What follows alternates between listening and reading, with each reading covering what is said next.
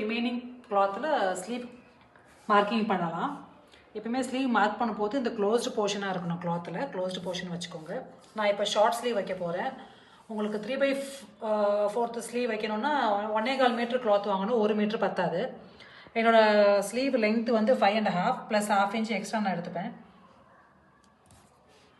Seam elements 1/2 inch ஒரு line ஒன்று mark பண்ணிக்கோங்க. ஸ்லீவ் மார்க்கிங்க்கு 3 மெஷர்மெண்ட் தேவை. Armhole, sleeve length and sleeve round.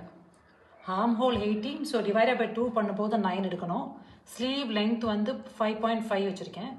Sleeve round வந்து 12 டிவைடட் பை 2 6. இது 3 மெஷர்மெண்ட் தான் ஸ்லீவுக்கு தேவை மார்க்கிங்கு.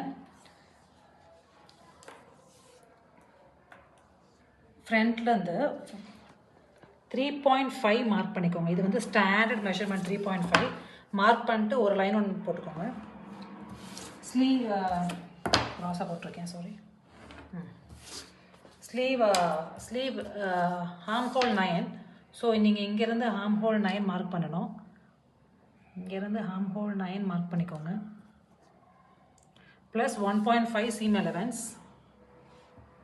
ஸ்லீவ் ரவுண்டு வந்து 6, ஸோ 6 மார்க் பண்ணிக்கோங்க. Plus 1.5 same seam allowance.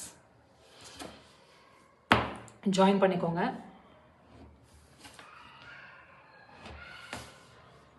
இப்போது நீங்கள் இங்கேருந்து ஒரு கர்வ் ஒன்று நீங்கள் ட்ரா பண்ணணும்.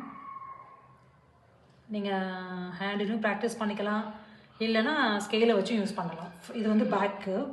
ஃப்ரண்ட் கேவ் வந்து நீங்கள் இங்கேருந்து ஸ்டார்ட் பண்ணணும். இங்கே ஒரு 1/2 இன்ச்சு டவுனு.